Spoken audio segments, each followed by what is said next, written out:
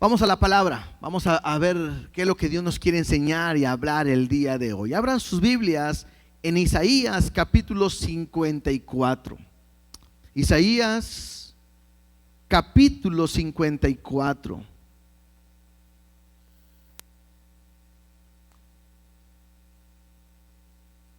Le hemos titulado a la enseñanza del día de hoy, el esposo fiel.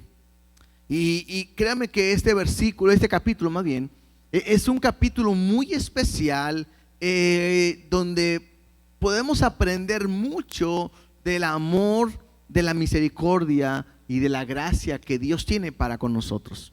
Y yo quiero que pudiéramos ver, recuerden que desde que estamos viendo el libro de Isaías, hemos estado hablando de que hay que verlo con diferentes tipos de lentes. Porque hay un lente que me habla de un cumplimiento corto, hay otro lente que me habla de un cumplimiento a medio tiempo y otro al cumplimiento largo. Y añadimos el cuarto, que es un lente que me hace verlo de una manera espiritual. ¿Por qué espiritual? Porque es algo que lo puedo aplicar a mi vida todos los días que yo pueda ver. O sea, no puedo yo leer una palabra y decir, bueno, esto es para a futuro, ahí nos vemos. No, cada vez que yo lea la palabra, aún Dios usa ese momento o esa palabra para una necesidad que yo tengo el día de hoy. Entonces, vamos a estar viendo este capítulo de todas estas maneras. En algún momento lo vas a poder ver y vas a decir, se va a cumplir esto a un tiempo. Recuerda que Dios está hablando. Lo que Dios ha estado hablando, así como un panorama, es que Dios iba a castigar a su pueblo. No podemos olvidarnos de eso. Dios iba a castigar a su pueblo por su desobediencia, porque se habían olvidado de Él, porque habían querido confiar más en hombres, en naciones, en otros dioses que en Él. Y como ellos no han querido obedecer, Dios entró en una disciplina y ha usado a diferentes naciones.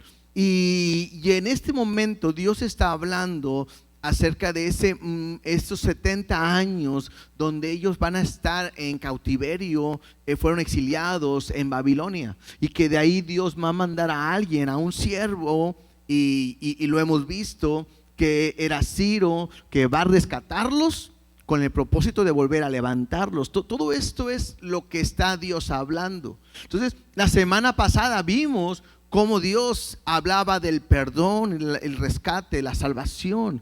Y vimos acerca de que estaba enfocado en Cristo, en su siervo, que es Jesucristo.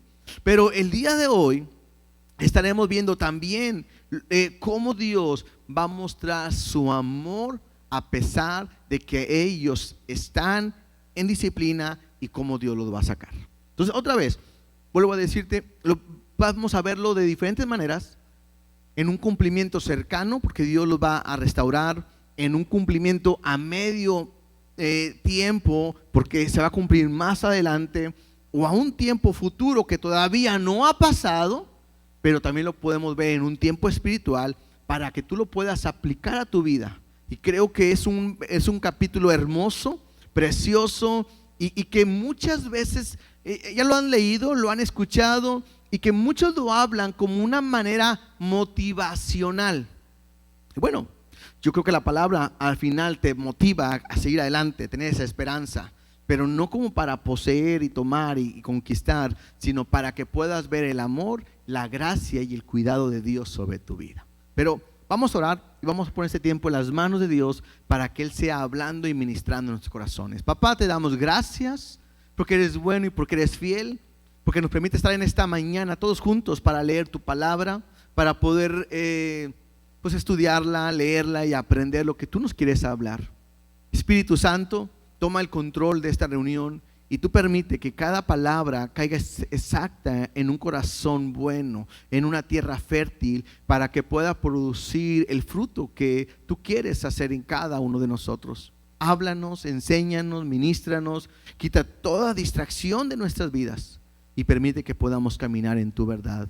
En el nombre de Jesús te damos gracias. Amén y Amén.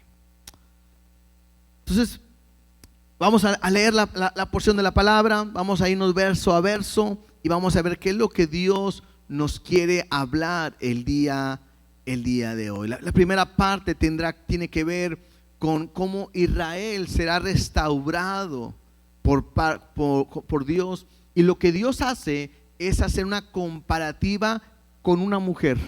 Vamos a ver una mujer estéril, vamos a ver una mujer viuda, vamos a ver una mujer que ha sido desechada, y de esa manera Dios va a estar enseñando y dando a conocer lo que Él quiere para con nosotros. Dice el versículo 1, Isaías 54:1, dice así: regocíjate, oh estéril, la que no daba a luz, levanta canción y da voces de júbilo. La que nunca estuvo de parto, porque más son los hijos de la desamparada que los de la casada, ha dicho Jehová. La primera parte que tenemos que entender o que podemos ver es que la cuestión de los hijos es algo muy importante en la vida del hombre. Hoy a veces lamentablemente escuchamos a jóvenes decir: yo no quiero tener hijos, yo quiero vivir mi vida, yo ya no quiero pensar en eso. Y hoy muchas veces se ve a los hijos como un estorbo para mi propósito y para mis metas.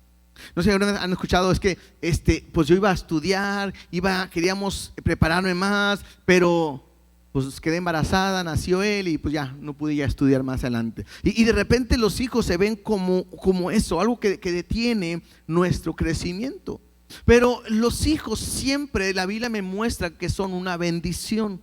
En los tiempos de Jesús o de la palabra, nos damos cuenta que una persona o una mujer que no tuviera hijos era una mujer que era menospreciada, era rechazada, y que había un dolor, era una vergüenza. Una mujer que no podía tener hijos, una mujer que era estéril, era algo que era una vergüenza, y que realmente no se la pasaba bien. Y interesante porque en la Biblia vemos cómo Dios le encantaba trabajar con este tipo de mujeres, ¿no es cierto?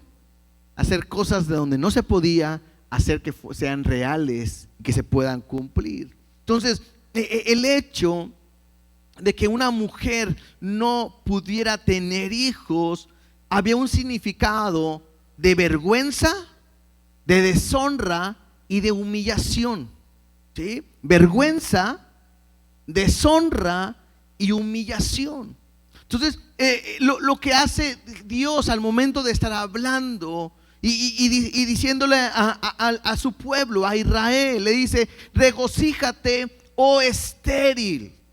Y alguien pudiera decir: ¿cómo se puede regocijar a alguien si lo que está pasando es esto? Vergüenza, deshonra y humillación. Dios hace la comparación a Israel por su estado, que se encuentra como una mujer estéril, ¿sí? Ahora recuerden, ¿por qué dice esto? Porque está hablando cuando el pueblo está exiliado, está llevado cautivo en Babilonia. ¿Y cómo se encuentra?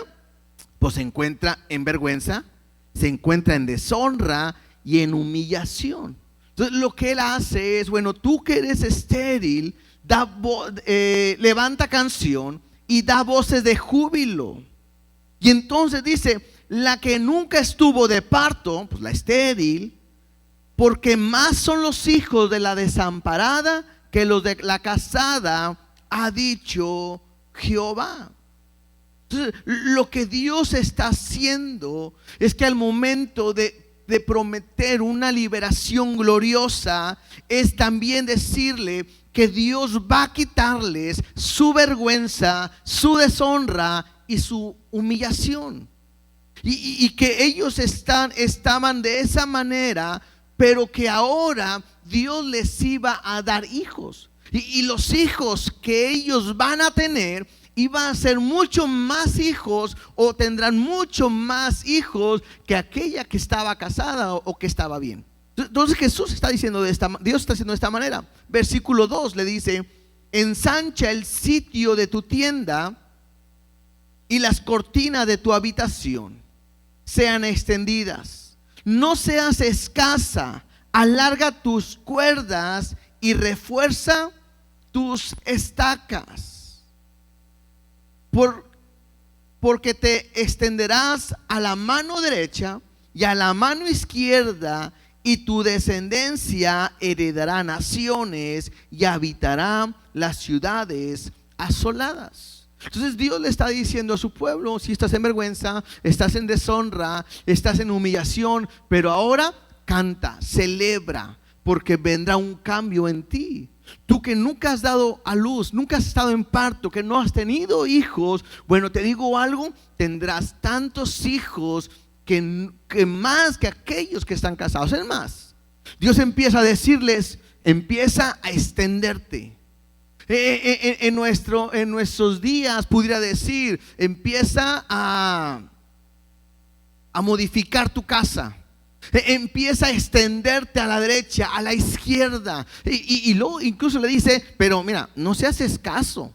Empieza a extenderte mucho más allá, porque incluso serán tantos tus hijos, será tanta tu descendencia, que aún aquellas ciudades que están asoladas, tú las vas a tomar. Las naciones que están alrededor, aún así será grande tu descendencia. Ahora, yo creo que nada más no perdamos el sentido. Estamos hablando de una nación que de repente fue llevada cautiva, y aquella nación que probablemente era grande, de repente se hizo pequeña, y aquella nación de repente pudo haber dicho: esto se va a acabar, ya no somos nada.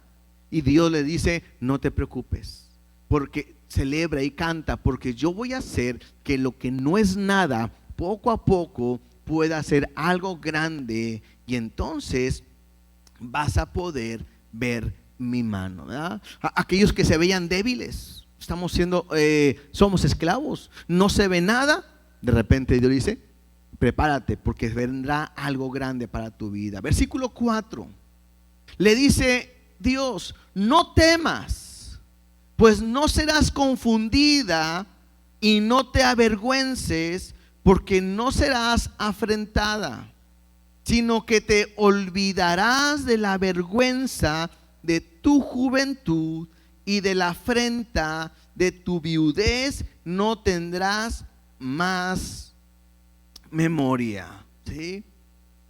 La segunda parte en lo que estamos leyendo, ahora Dios le hace una comparación acerca de una mujer viuda.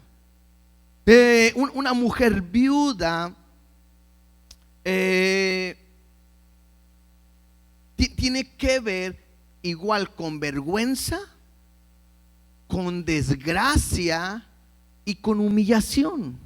Recuerden, cuando una mujer quedaba viuda, pues había una desgracia. ¿Por qué? Porque su esposo ha muerto.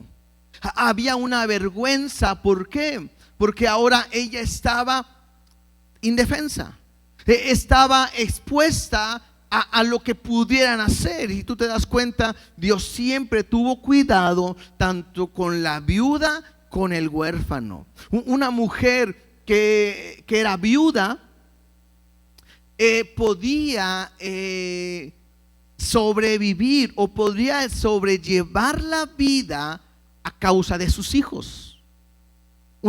Los hijos son los que iban a ver por ella, iban a trabajar por ella, e iban a tener cuidado de su madre. Por eso, cuando una mujer quedaba viuda y no había tenido descendencia, por ley, uno de los hermanos de su esposo tenía que llegar a ella para tener descendencia, y para que la mujer pudiera pues tener la protección, el cuidado que una mujer necesita.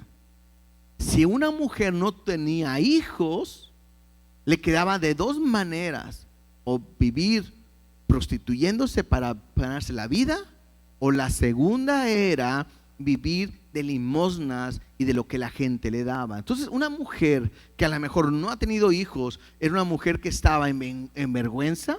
Una mujer que perdió a su esposo estaba en deshonra, en desgracia, y también humillación. ¿Por qué? Pues porque estaba viviendo de lo que le podían dar a los demás. Entonces, otra vez, Dios hace esta comparativa para expresar cómo el pueblo se sentía. Se sentía en vergüenza porque estaban siendo cautivos, estaban en desgracia porque eran esclavos y estaban siendo humillados por la manera en que estaban viviendo. Entonces, dice ahí, porque tu marido, versículo 5, porque tu marido es tu hacedor, Jehová de los ejércitos es su nombre, y tu redentor, el Santo de Israel, Dios de toda la tierra, será llamado. Y entonces, al estar dando Dios una comparativa de cómo se sentía el pueblo de Israel, se presenta a Dios y dice: yo soy tu marido. ¿Sí? Acuérdense que en el Antiguo Testamento siempre Dios se ve como el esposo del pueblo, y el pueblo de Israel se ve como una esposa. Por eso muchas veces Dios le ha dicho al pueblo que ha sido infiel, porque se ha ido tras otros dioses y han adulterado, y tiene esta imagen de cuando ellos han sido infieles. Pero Dios se presenta y dice: yo soy tu esposo. Y yo quiero que veas estas características de este esposo. Hay una diferencia con nosotros. Nosotros no somos la esposa. La esposa es el pueblo de Israel. ¿Nosotros qué somos?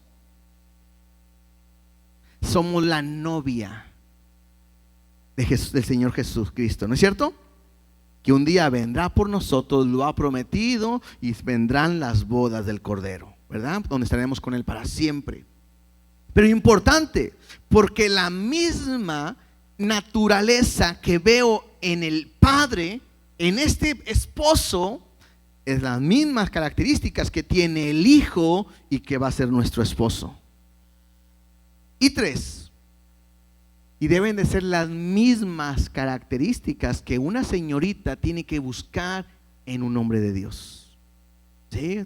Porque tienes que tener cuidado con quién te vas a casar, y yo creo que todos quieren buscar esto. Este pasaje también me muestra aquellas mujeres que han quedado viudas solas, que han tomado este pasaje para entender que Dios es su esposo y es el que toma el lugar. Pero mira lo que dice versículo 5: porque tu marido es tu hacedor. Y esto me habla de ¿qué? Aquel que te ha creado, aquel que te ha formado y aquel que tiene un propósito para ti. Esto me habla. Dios se refiere de esta manera: yo soy el que te hice, yo soy el que te he creado, yo soy el que tengo un propósito para ti, yo fui el que te escogí. Al momento de hacerte, bueno, yo te he escogido. Y esto me habla de la calidad que tiene este esposo. No es cualquier esposo, sino es un esposo especial. ¿Por qué? Dice ahí: porque yo soy el que soy tu hacedor. Lo segundo que le dice es: Jehová de los ejércitos es su nombre. Y esto tiene que ver con el nombre de Dios como guerrero. Cada vez que había hay una guerra o había que enfrentar al enemigo, se menciona a Jehová como de los ejércitos, el poderoso en batalla, el que no hay nadie como Él. Entonces Dios se está presentando ante su pueblo y dice: espérame, yo soy tu esposo, soy el que te ha formado, el que te ha creado, el que te ha hecho, pero también soy el que peleo por ti, soy el que te defiendo, el que te guardo, el que tiene cuidado de ti, el que sale siempre por ti y es victorioso. Porque algo tengo que entender: Dios nunca va a perder. Él es todopoderoso y me habla de Jehová de los ejércitos. La tercera característica de este esposo dice: y tu redentor. Esto me habla que le dice: yo soy el que te he escogido, el que te he comprado, el que te he redimido, el que ha pagado el precio por ti. O sea, este pueblo no había nada atractivo en él. Lo vimos la otra vez, no sé si es Deuteronomio que lo dice, y yo te escogí, pero no porque seas grande, sino porque eras el más insignificante de todos. Incluso Dios nos lo dice a nosotros, ¿no? Que a lo vil y a lo menospreciado escogió Dios, no porque seamos lo mejor, sino porque Él ha escogido a lo vil y a lo menospreciado, y Él nos ha comprado con su sangre, nos ha rescatado, nos ha redimido. Él es nuestro redentor, y está diciéndole Dios eso a su esposa: yo te he comprado, me perteneces. La cuarta característica: soy tu hacedor, Jehová de los ejércitos, tu redentor, dice el Santo de Israel. Y le está hablando, dice: yo soy aquel que es santo, el único, el que no falla, el que no se equivoca, el que no engaña, el que no peca, el que no miente. Ese es el santo tuyo, el santo de Israel.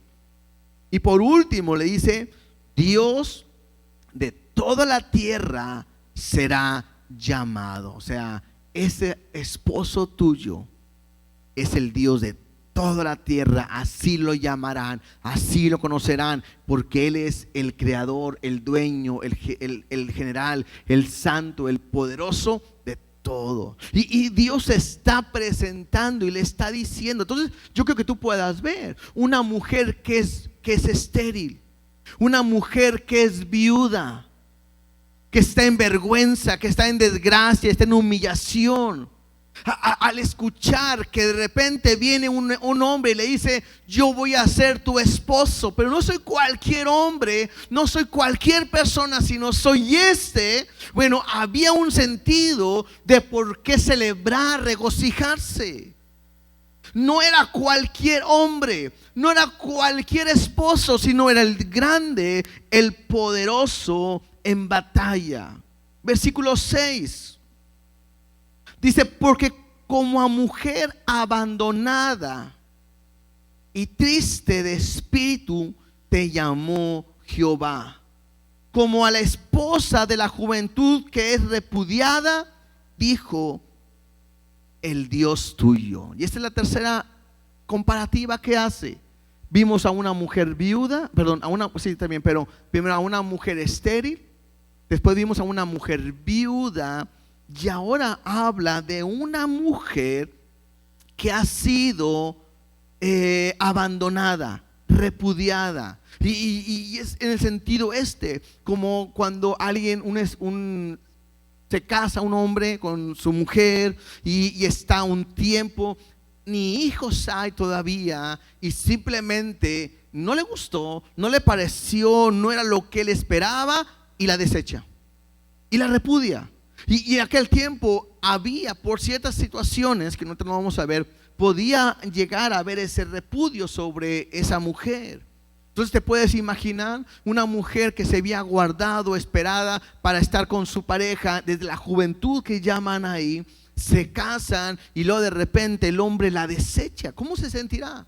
Igual, vergüenza, en desgracia, en humillación. Es la misma condición que está el pueblo sintiendo, y está Dios reflejando cómo el pueblo podía sentirse. ¿Sí? Versículo 7. Dios dice: por un breve momento te abandoné, pero te recogeré con grandes misericordias. Este versículo sí tengo que tener un poquito de cuidado. ¿Por qué? Porque al momento que está diciendo por un momento te abandoné, no quiere decir que Dios abandonó a su pueblo. Otra vez, creo que la manera más fácil de entenderlo es que ellos sintieron que Dios los había abandonado. ¿Por qué? Porque estaban ellos siendo exiliados, estaban siendo oprimidos. Entonces ellos sentían de esa manera, como que Dios se olvidó de nosotros. ¿Por qué pienso esto? ¿Por qué podemos decirlo esto? Porque en todo el tiempo que hemos visto el libro de Isaías, hemos visto que Dios les ha dicho: yo nunca te soltaré, yo nunca te he dejado, yo no me he olvidado de ti. Aunque pase esto, siempre habrá un remanente y se levantaré y mi mano. Es más, estamos hablando de cómo Dios está diciendo que los va a volver a levantar y serán grandes. Entonces, no quiere decir porque Dios nunca se ha olvidado de su pueblo. Ahora, esto es importante, lo puedo aplicar a mi vida. Cuando nosotros estamos pasando por momentos difíciles, y yo creo que lo podamos ver y podamos aplicarlo a nuestra vida el día de hoy. Llega un momento donde tú estás pasando por un momento difícil que puedes verlo como lo hemos enseñado de estas mujeres, que puede ser humillación, vergüenza, desgracia. Y puedes decir, yo creo que Dios se ha olvidado de mí. Porque cuando todo parece que va bien, yo puedo decir, gracias a Dios, hermano, bien, creciendo, gracias a Dios, Dios me cuida, Dios me bendice. Y cuando comemos, gracias por los alimentos. Y cuando parece que todo marcha bien, claro, Dios nunca nos deja, está con nosotros. Pero cuando llega el momento difícil, cuando perdemos un ser querido, cuando hay una área en mi vida donde Dios toca unas fibras tan delgadas o dolorosas, la manera más fácil es sentirme humillado, sentirme que ahora a mi vida o a mi familia me ha pasado una desgracia, y puedo pensar y decir, creo que Dios se olvidó de mí. Creo que Dios se ha olvidado, y eso es un error. ¿Por qué? Porque Dios ha prometido estar con nosotros todos los días. ¿Hasta cuándo? Hasta el fin del mundo. O sea, Dios ha prometido nunca dejarte, nunca desampararte. Jehová es mi pastor y ya le ha prometido que nada nos va a faltar. Hemos visto algunas semanas atrás que Dios lo prometió y dijo, aunque pases por las aguas, o cuando pases por las aguas, o cuando pases por el fuego, yo estaré ahí contigo. O sea, Dios nunca ha prometido que no vas a pasar por ahí. Dios nunca ha prometido que no pasaremos por momentos difíciles, sino que Dios dice, aunque estés ahí, yo estoy contigo. No te voy a dejar, no me he olvidado de ti. Y estamos en el hueco de la mano de Dios. ¿Cómo puedes creer? ¿Cómo puedes pensar que no eres importante, o que Dios no tiene cuidado de ti, o que Dios se ha olvidado de ti, si lo que Él hizo para mostrarte cuánto te ama es dar a su Hijo en la cruz del Calvario? Hace unas semanas que vimos una enseñanza de Génesis, yo les decía, creo que a mí me impacta cuando Abraham ofreció a su hijo. A mí me impacta cómo Abraham ofreció a su hijo y estuvo dispuesto a darlo. Y eso es un gran amor. Y yo decía, creo que para mí sería bien difícil entregar a una de mis hijas así. Y yo decía, me falta mucho por amar a Dios como Abraham lo amó a Dios. Si veo cómo Dios me ama tanto que estuvo dispuesto a dar a su hijo, pues me veo que su amor es mucho más grande. Entonces, ¿cómo puedes tú pensar que Dios no te ama? ¿Cómo no aceptar lo que Él tiene pensado para ti? Yo sé que ninguno de nosotros queremos pasar por momentos difíciles. Nadie de nosotros queremos estar en un momento de prueba, de enfermedad. Yo sé que nadie quisiera, ni nosotros lo deseamos, pero de repente uno dice, hermano, pues vamos a confiar en Dios, y de repente la persona que está pasando dice, uy, pues qué fácil para ti. Pues no es que sea fácil, pero no hay palabras que decir. Si uno te dice, confía en Dios, ¿qué es mejor eso a decir, no, pues reniega de Dios y muérete? ¿Qué pasa si de repente tú vienes con un problema? Hermano, tengo este problema. No, hermano, ya reniegue de Dios y muérase. ¿Le gustaría que le dijéramos eso? ¿Verdad que no? Si yo le dijera eso, diría, no, hermano, dígame lo contrario. ¿Qué quiere escuchar, hermano? échale ganas, confía en Dios puede hacer un milagro. Bueno, es lo que les decimos normalmente. Pero yo no puedo pensar que Dios me ha dejado. Por eso dice ahí en el versículo 7: por un breve momento te abandoné, pero te recogeré con grandes misericordias. Y eso es importante, porque cuando yo veo lo que es la misericordia, ¿qué es misericordia? No recibir lo que merecemos.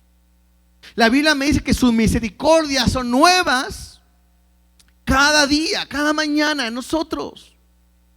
Entonces, ¿qué tengo que aprender o entender? Que en su misericordia yo estaré seguro, guardado en su misericordia. ¿Sí? Versículo 8. Mira lo que dice, y esto también me llama la atención. Con un poco de ira escondí mi rostro de ti por un momento, pero con misericordia eterna tendré compasión de ti, dijo Jehová tu redentor. Entonces pareciera que Dios le dice: a ver, espérame, tú te sientes abandonado. Bueno, por un momento como que te dejé tantito, pero no te abandoné, ¿sí? Pero yo te estoy agarrando con misericordia. Y luego le dice: con un poco de ira escondí mi rostro de ti por un momento. Entonces yo lo puedo entender de esta manera. ¿Cómo está el pueblo? Está exiliado, está siendo tomado por el pueblo de Babilonia por un poco momento, y fueron 70 años, y fue poquita su ira. ¿Te puedes imaginar lo que es estar delante de Dios? Horrenda cosa es caer en manos de un Dios vivo. Ahora, esto es importante, pero lo más importante es lo que dice al final: pero con misericordia eterna tendré compasión de ti. Esta palabra de misericordia eterna, otras versiones o en el original también quiere decir con amor fiel, porque me está hablando de que es un amor fiel, eterno, para siempre. Cuando dice tendré compasión, esta palabra compasión significa como alguien que es mimado por su madre. Entonces le dice: sí, por un tiempo mi ira estuvo ahí, fue pequeña, pero no te preocupes, porque mi amor por ti será eterno, y te voy a apapachar y cuidar como una mamá cuida a sus hijos, a su hijo. Dice: dijo Jehová, el que te ha comprado, el que te ha redimido, tu Dios. Entonces, esto es importante para nosotros, porque puede ser que hoy tú estés pasando por esa, vamos a decir, por esa prueba, por esa dificultad, pero es momentánea. Después de esa prueba, Dios está diciendo sobre ti que Él va a mostrar un amor fiel, un cuidado fiel, y te va a apapachar y te va a cuidar como una madre a su hijo. Y eso es importante que lo podamos entender, hermanos. En este tiempo, en esta vida, venimos a sufrir, pero al final Dios traerá recompensa a nuestra vida. ¿Sí? Jesús le dijo a sus discípulos, ¿no? En el mundo van a tener aflicciones. Dios nunca prometió que no nos va a pasar nada. Y te digo algo, yo no sé lo que cada uno de nosotros nos va a tocar. Yo no sé qué tan doloroso nos vaya a hacer a cada uno, pero lo que yo sí puedo entender y saber es que Dios estará con nosotros para siempre, cuidándonos. Versículo 9 dice: porque esto me gustó, porque esto me será como en los días de Noé, cuando juré que nunca más las aguas de Noé pasarían sobre la tierra. ¿Sí? ¿Se acuerdan este momento? Llegó una etapa en que la maldad creció tanto que Dios trae un juicio sobre la tierra y manda a Noé a construir un arca. Y nunca había llovido, y cuando de repente empiezan a decir: prepárense, arrepiéntanse porque Dios va a traer juicio, nadie le creía. Cuando estaba construyendo el arca se burlaban: estás mal, estás loco, ¿qué estás haciendo? Y entonces Dios trae un juicio donde abre los cielos, empiezan a caer agua como cascadas, empieza a inundarse, y llovió tanto que todo ser vivo muere, menos los que estaban en el arca. Cuando termina todo este proceso, Dios da una promesa y dice: nunca más voy a volver a traer un juicio así. Y como garantía y como prueba, Él manda que salga ¿qué? El arco iris, ¿no? Entonces, cuando el arco iris, cuando lo vemos, no quiere decir que al final del arco iris ahí está el tesoro, ¿verdad? Que quieren ir a buscarlo, sino que es una manera de recordar el amor y la fidelidad de Dios, porque aunque ha llovido mucho en diferentes hogares, nunca más ha habido ni habrá un juicio de esa manera. Entonces me hace ver algo: lo que Dios ha prometido lo ha cumplido hasta el día de hoy. Y entonces en este versículo 9 me dice: así he jurado que no me enojaré contra ti ni te reñiré. Y esa es una promesa que Dios hace. O sea, Dios le dice: me he enojado, te he castigado, ahorita estás exiliado, pero te digo algo: así como yo hice un pacto, así hago un pacto hoy contigo, que nunca más me voy a enojar contra ti. Y desde ahí hasta el día de hoy, nunca más Israel va a caer ni va a ser entregado a ninguna nación. Entonces, eso es algo que Dios ha prometido. Y Dios le dijo: pues sí, me enojé contigo, sí, como que medio me escondí, pero no, yo te dejé en tu pecado, sí ha habido consecuencias, pero así como con Noé hice un pacto, así hoy te hago un compromiso, que nunca más me voy a enojar contigo, ni me voy a irar. En otras palabras, nunca traeré un juicio así contra ti directamente. Dice versículo 10: porque los montes se moverán y los collados temblarán, pero no se apartará de ti mi misericordia, ni el pacto de mi paz se quebrantará, dijo Jehová, el que tiene misericordia de ti. Entonces Dios hace una gran promesa con su esposa, con su pueblo. Y le dice: sí, me he molestado, sí, me enojé, sí, pero fue por un momento, pero hoy te prometo que nunca más me voy a enojar de ti. Es más, pueden temblar, se pueden mover todo, pero yo nunca se apartará de ti mi misericordia, ni mi pacto se quebrantará. ¿Y quién ha dicho eso? Dice ahí: dijo Jehová, el que tiene misericordia de ti. Y eso es interesante, ¿por qué? Porque el pueblo se sigue portándose mal. O sea, el pueblo de Israel el día de hoy pareciera que se ha olvidado aún de Dios. ¿Se acuerdan cuando Jesús está siendo enjuiciado y que quieren que lo crucifiquen? ¿Y a quién soltaré? ¿A Barrabás y a Jesús? Y todo, suelten a Barrabás y a Jesús, que crucifíquenlo y crucifíquenlo. Entonces de repente le dicen a Jesús, le dicen al pueblo: ¿quieren que mate a su rey? Y estaban ellos y ellos dijeron: nosotros no tenemos otro rey más rey que el César. Lo correcto de ahí hubieran dicho es: nuestro único rey es Jehová. Pero eso me hace ver cómo el pueblo se olvida de Dios, o se ha olvidado de Dios. Cómo el pueblo aún el día de hoy no creen en Jesús, se alejan y todo. Pero la promesa de Dios es fiel y dice: yo nunca me olvidaré de ti, nunca se apartarán de ti mis misericordias. Y eso lo podemos aplicar a nuestra vida claramente, porque muchas veces nos hemos olvidado de Dios.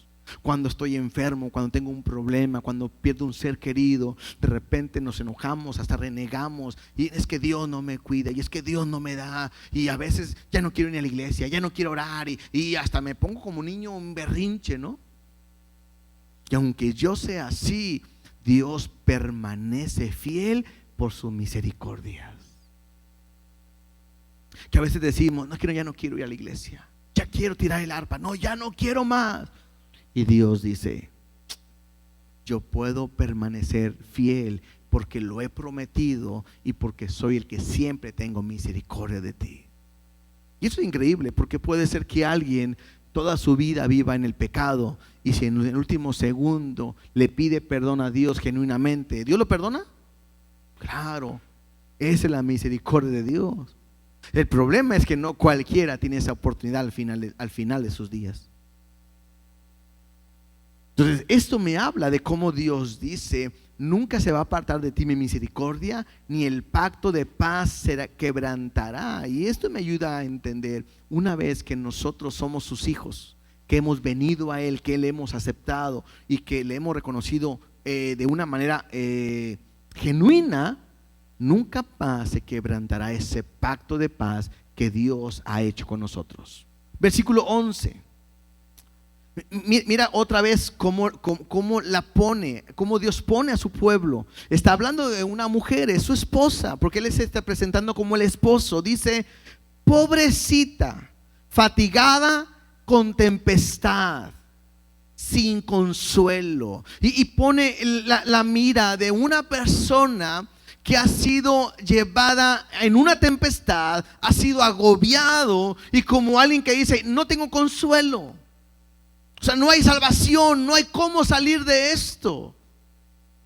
No sé, me imagino a una persona que está en una tempestad, está en el mar y está moviéndose la nave por todos lados, y que dice, vamos a morir. No hay otra manera. Estoy siendo atormentado, azotado por un lado y para el otro, ¿sí? No hay esperanza para nosotros, y pobre de nosotros. Y Dios pone así, pobrecita, fatigada con tempestad, sin consuelo. He aquí que yo cimentaré tus piedras sobre carbuncio, y sobre zafiros te fundaré. Tus ventanas pondré en piedras preciosas, tus puertas de piedra de carbuncio, y sobre tu muralla de piedras, y toda tu muralla de piedras preciosas. Está diciendo Dios, ¿estabas viviendo tú en tiendas? Al principio vimos que tus estacas, extiende tu habitación y todo, y de repente Dios dice, pero entonces yo voy a fundar sobre piedras preciosas. Y esto, no lo voy a leer, nomás los que anotan, tiene que ver con la nueva Jerusalén, en Apocalipsis 21 del 18 al 21. Porque la nueva Jerusalén me habla de cómo será fundada, y sus muros y sus fundamentos y sus puertas y sus paredes y todo, me habla de estas piedras preciosas. Aquí estamos viendo de lo que Dios está hablando a futuro, ¿sí? Versículo 13. Y todos tus hijos serán enseñados por Jehová, y se multiplicará la paz de tus hijos. Y eso es interesante, porque aquí me habla que es Dios el que va a enseñar a todos. Y me llama la atención que esto no ha pasado, eso va a pasar más adelante. Hay una referencia que hacen ahí en Juan 6:45, pero lo que quisiera a lo mejor resaltar o enfatizar un poquito más es increíble cómo nosotros podemos entender y decir que Dios es el que nos ha enseñado su palabra, ¿sí? Porque si no fuera, si vamos a leer ahí Juan 6:45 rápidamente.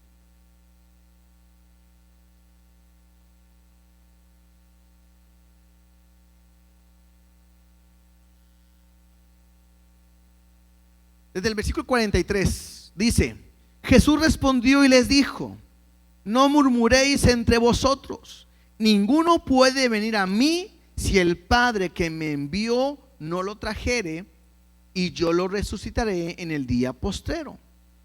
Escrito está en los profetas, y serán todos enseñados por Dios. Así que todo aquel que oyó al Padre y aprendió de él, viene a mí. No que alguno haya visto al Padre, sino que aquel que vino de Dios, éste ha visto al Padre. De cierto os digo, el que cree en mí tiene vida eterna. Y ahí empieza a decir más cosas. Entonces me muestra que aquel que viene a Dios, a Jesús, es porque ha sido enseñado. ¿Por quién? Por el Padre. Me llama la atención porque si ahora leemos Segunda de Corintios capítulo 3 verso 14,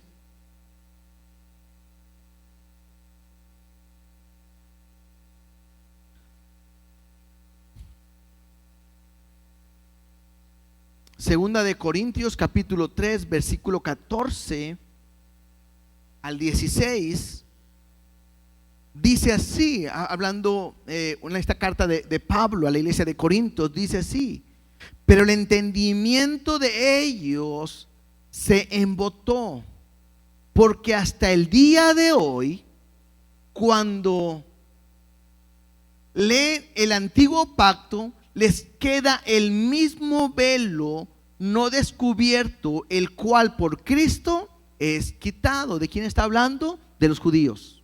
Aquellos que aunque ellos lean, dice el antiguo pacto, en ellos hay un velo que no les permite ver la verdad, el cual por Cristo es quitado. ¿Quién es el que le puede quitar ese velo? Es Cristo. Mientras ellos no crean en Jesús, ese velo está ahí. Versículo 15.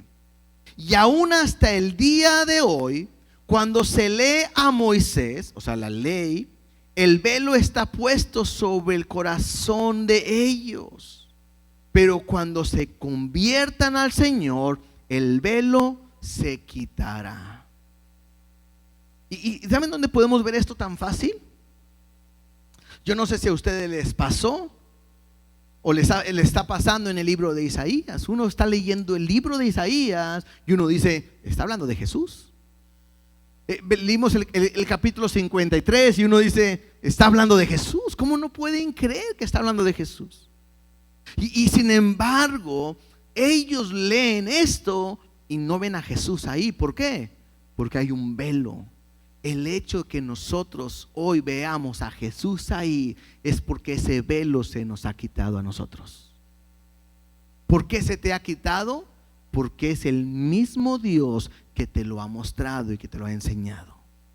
Si tú crees en la palabra, si tú crees en Cristo, si tú crees, Dios te está enseñando y Dios te está mostrando. Por eso dice ahí versículo 13, regresando a Isaías 54:13: y todos tus hijos serán enseñados por Jehová, y se multiplicará la paz de tus hijos. Bueno, esto pudiéramos hablar con lentes al futuro, que un día cuando Jesús venga y se siente a reinar en el templo, todo Israel entonces será enseñado por Jesús.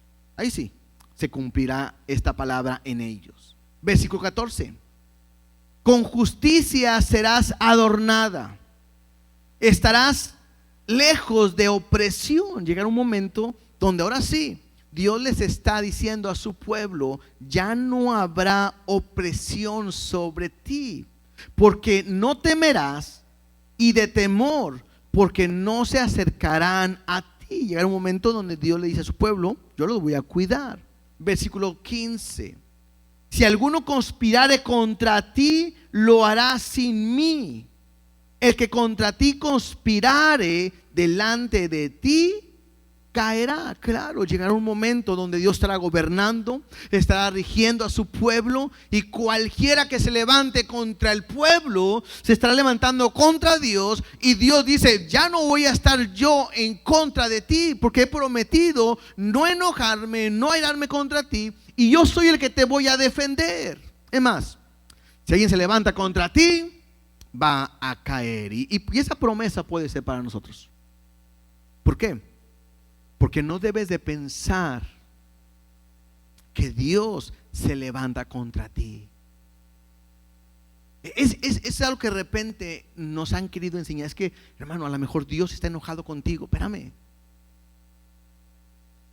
El amor de Dios es completo y pleno, que Él no se puede enojar contigo. Lo que puede pasar es que tus actos traigan desobediencia. Y el hecho de que Dios te discipline no es un acto de odio, de enojo o de pleito, sino de amor. ¿No es cierto? Cuando uno como papá corrige a sus hijos, a veces cometemos el error de hacerlos enojados. Y cuando lo hacemos de esa manera, lastimamos, herimos y dañamos a nuestros hijos. Pero cuando lo hacemos por corrección, siempre va enfocado en amor para con ellos. ¿No es cierto? Entonces, lo que estás diciendo es: Dios, Él va a estar contigo en todo momento y no se va a levantar contra ti nunca. Versículo 16. He aquí que yo hice al herrero que sopla las ascuas en el fuego y que saca la herramienta para su obra. Yo he creado al destruidor para destruir. Entonces simplemente está diciendo: yo soy el que hice al herrero y que para que sople, para que prepare todo lo que son las armas. Incluso dice: aquel que ha sido para destruir, yo lo hice. Y si esto lo ponemos en el enemigo, me ayuda a entender algo, que Dios dice: aún el enemigo yo lo he puesto con un propósito. Pero dice ahí, pero verso 17: ninguna arma forjada contra ti prosperará, y condenarás toda lengua que se levante contra ti en juicio. Entonces Dios está diciéndole a su pueblo, y lo puedes aplicar también para ti: cualquier cosa que se levanten para hacerte daño no va a ser efectivo, porque Dios ha prometido ser tu esposo, o el que te va a guardar y el que te va a cuidar. ¿Estamos seguros en cuanto a ello? Entonces aprendo algo: aún el diablo, ¿quién lo hizo? Dios. ¿Y está para qué? Para su servicio. Entonces la promesa de Dios es que no le debes de tener miedo ni al diablo. ¿Por qué? ¿Porque eres muy bueno? ¿Porque peleas? ¿Porque tú te lo eches? No, porque Él ha prometido guardarte y cuidarte, porque Él está al mando de Dios. Y si Dios con nosotros, ¿quién contra nosotros? Ahora, todo esto que acabamos de leer es muy hermoso, ¿no es cierto? ¿Qué dice Dios? A lo mejor estás humillada, desechada, despreciada, en desgracia, en angustia. Pero no te preocupes, celebra y canta, porque yo te tomo como, yo soy tu esposo y te tomo como mi mujer.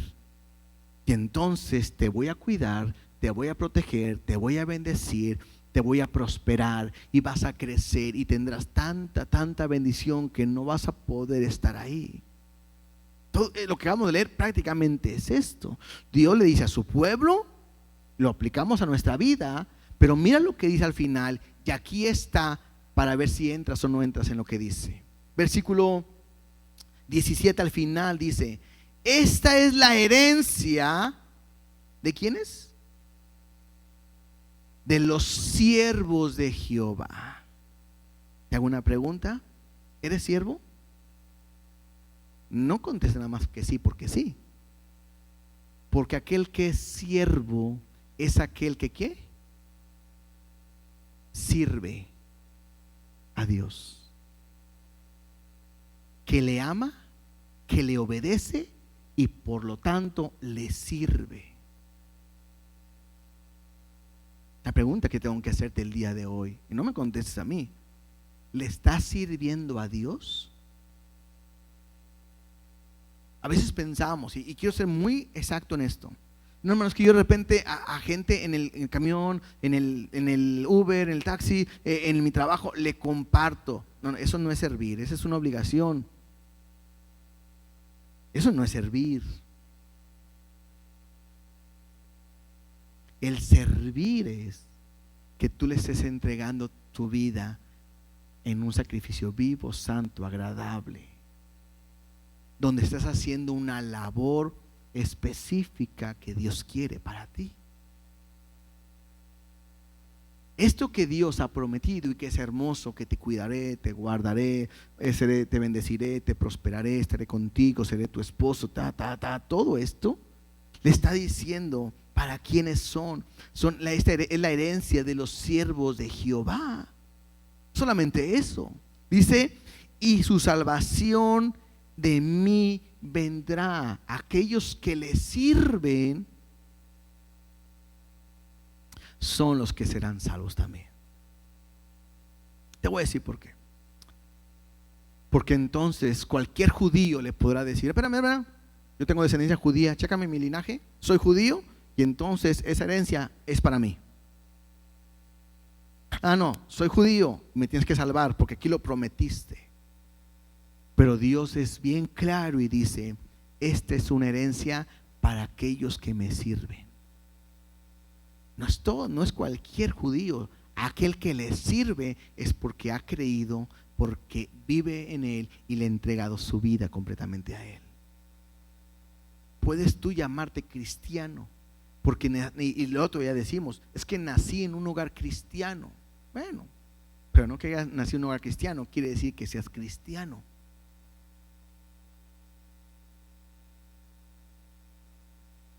Tienes que entregar tu vida y tienes que vivir para Él y tienes que servirle a Él.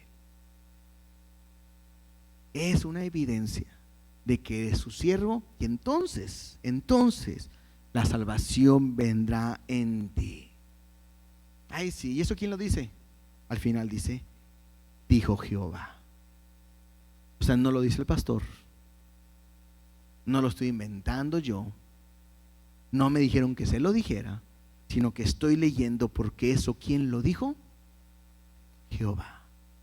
Esa bendición, esa prosperidad, ese cuidado está solamente con aquellos que son los siervos de Jehová. ¿Le está sirviendo? ¿Seguro?